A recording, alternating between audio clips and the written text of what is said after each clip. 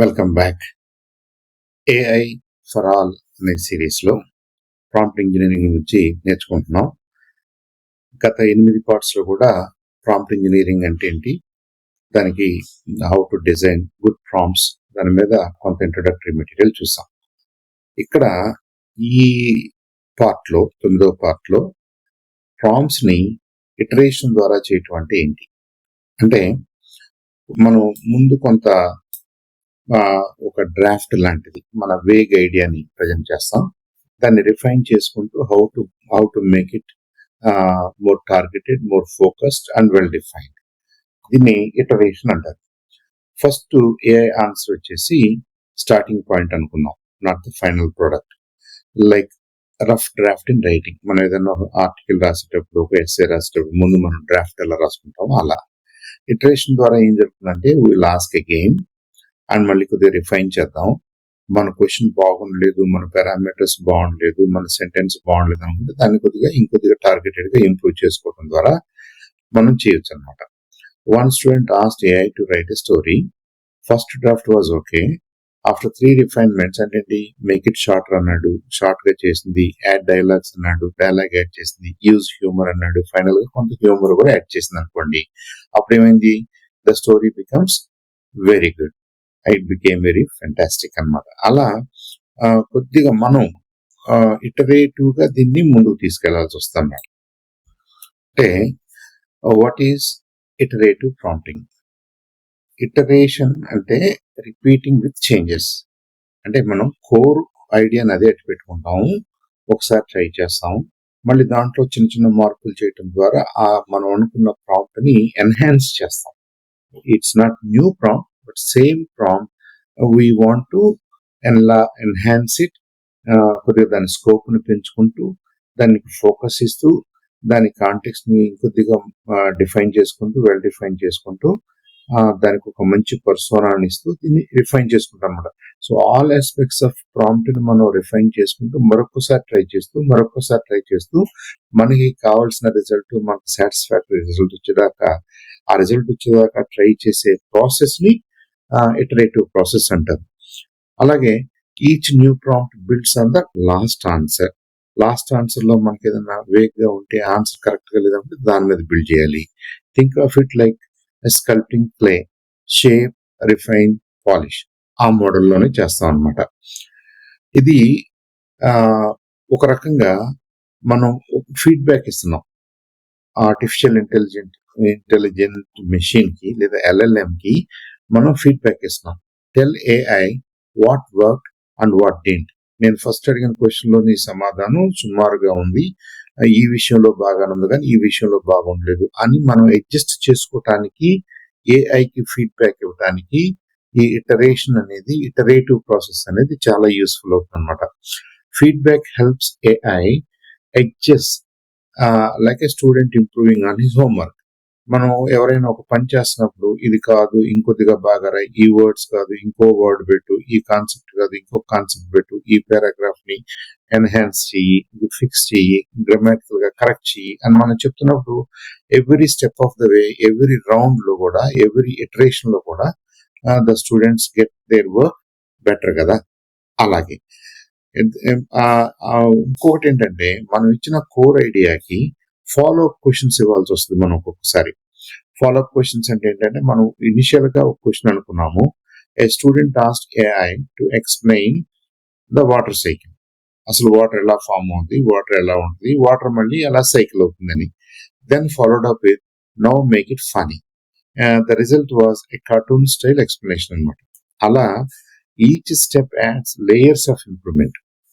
మనం for example explain photosynthesis అన్నాం అనుకోండి, యాడ్ అన్ ఎనాలజీ, ఒక ఎగ్జాంపుల్, ఒక సిమిలారిటీని, ఒక సిమిలీని యాడ్ చేయమన్నారు అనుకోండి, చేస్తుంది. ఆ ఫైనల్ గా make it into a song, funny song, upbeat song, youth కు పనికి వచ్చే సాంగ్ లాగా చేయమన్నాం అనుకోండి, మేక్ ఇట్ ర్యాప్ అన్నాం అనుకోండి, అలా చేయగలుగుద్ది అనమాట. So you start with a question, treat that as question or instruction, treat that as first attempt and then keep refining it. తర్వాత from vague to clear with iteration. ఇది జరుగుతూ ఉండగా ఏమవుతుంది, మన ప్రాంప్ట్ కనుక వేగ్ ఆన్సర్స్ ని generate చేస్తుంటే మన ప్రాంప్ట్ కూడా వేగ్ గా ఉందని మనకు అర్థమైపోద్ది. సో మన ప్రాంప్ట్ ను మనం వేగ్ నుంచి క్లియర్ వైపు తీసుకెళ్ళాలి. అలాగే ఎల్ఎల్ఎం కూడా తన రెస్పాన్స్ ని వేగ్ అండ్ బ్రాడ్ రెస్పాన్సెస్ ని మోర్ టార్గెటెడ్ గా, క్లియర్ గా, కన్సైజ్ గా, ప్రిసైజ్ గా మనం కోరుకున్న విధంగా ఇవ్వగలుగుతుంది అనమాట. Start with vague tell me about history అనేది చాలా వేగ్ క్వశ్చన్ అది. అలా కాకుండా summarise world war 1 in 5 points. World war 1 గురించి 5 మాటల్లో చెప్పమంటున్నారు. Add 2 causes and 2 consequences. అసలు వరల్డ్ వార్ 1 అది క్రియేట్ అవడానికి, అలాంటి సిచ్యువేషన్ క్రియేట్ అవడానికి, ఆ వార్ జరగడానికి ఒక 2 కారణాలు చెప్పు. అది జరిగిన తర్వాత సీరియస్ కాన్సిక్వెన్సెస్ ఎలా ఉన్నాయో ఒక 2 కాన్సిక్వెన్సెస్ చెప్పు అన్నారు. అండ్ ఫైనల్ ఏమవుతుంది అనమాట, మనకు దాని మీద ఇంట్రెస్ట్ ఉంది కాబట్టి ఒక clear, structured and useful message outcome వస్తుంది అనమాట, రెస్పాన్స్ వస్తుంది. అలాగే ఇటరేషన్ ఇన్ యాక్షన్. అసలు ఇది ఎలా చేస్తామంటే, ఉదాహరణకి టాపిక్ వచ్చేసి నేను ఎక్సర్సైజెస్ చేయాలనుకుంటున్నాను ఫిట్నెస్ కోసం అనుకోండి. ఫస్ట్ నేను ఏమడుగుతాను, give me fitness advice, general advice అడుగుతున్నా. అదేదో రాస్తుంది, ఫిట్నెస్ ఎందుకు ఇంపార్టెంట్, ఏం చేయాలో, ఎలా చేయొచ్చు, 4-5 ఆప్షన్స్ రాస్తుంది. అప్పుడు నేను రెండో ప్రాంప్ట్ ఏమిస్తున్నాను, గివ్ మీ 5 బిగినర్ ఎక్సర్సైజెస్. నేను స్టార్టర్ని కాబట్టి నేను హెవీ డ్యూటీ ఎక్సర్సైజెస్ చేయలేను కాబట్టి సింపుల్ గా స్టార్ట్ చేసుకోవడానికి ఒక 5 ఎక్సర్సైజెస్ సజెస్ట్ చేయమంటున్నాను. తర్వాత explain each one in 1 sentence. మీరు ఎక్కువగా రాయొద్దు, నాకు బ్రీఫ్ గా చెప్పండి. లిఫ్ట్స్, వెయిట్స్ లిఫ్ట్ చేయటం అంటే ఏంటి, హాపింగ్ అంటే ఏంటి, రోప్ హాపింగ్ అంటే ఏంటి, సిట్అప్స్ అంటే ఏంటి, పుల్అప్స్ అంటే ఏంటి అని రాసింది కదా ఇంట్రొడక్టరీలో రాస్తుంది. నా ఫస్ట్ క్వశ్చన్ కి ఆన్సర్ గా ఇచ్చినప్పుడు వాటి మీద ఎక్స్ప్లెనేషన్ ఇంకొద్దిగా ఎక్స్పాండ్ చేయమని అడుగుతున్నాను అనమాట. అలాగే make it into daily 20-minute plan అన్నా అనుకుంటే ప్లాన్ తయారు చేస్తాం.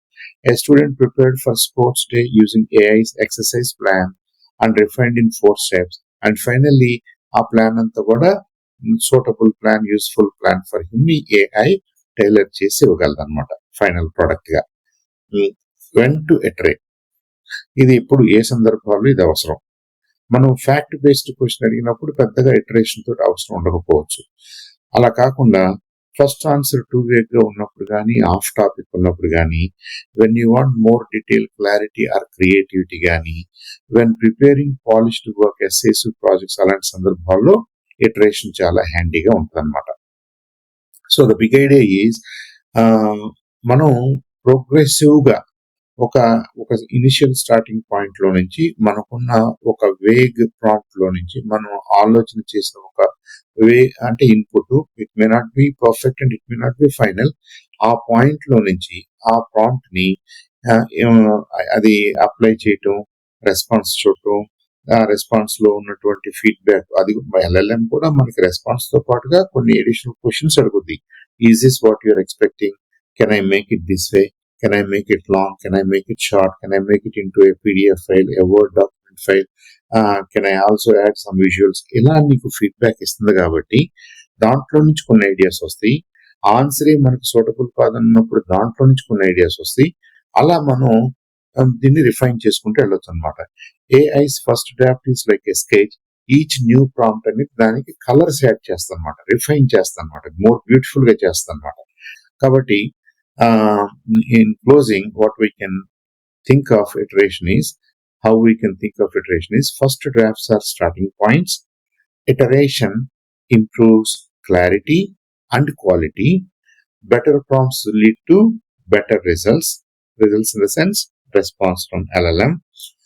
అంటే జస్ట్ లైక్ ఎడిటింగ్ ఎస్సేస్, మనం ఒక వ్యాసం రాసి, ఒక ఎస్సే రాసి, ఒక పారాగ్రాఫ్ రాసి మళ్ళీ వెనక్కి వెళ్ళి మళ్ళీ ఎలా చదువుతాము, మళ్ళీ ఎలా రిఫైన్ చేస్తాము.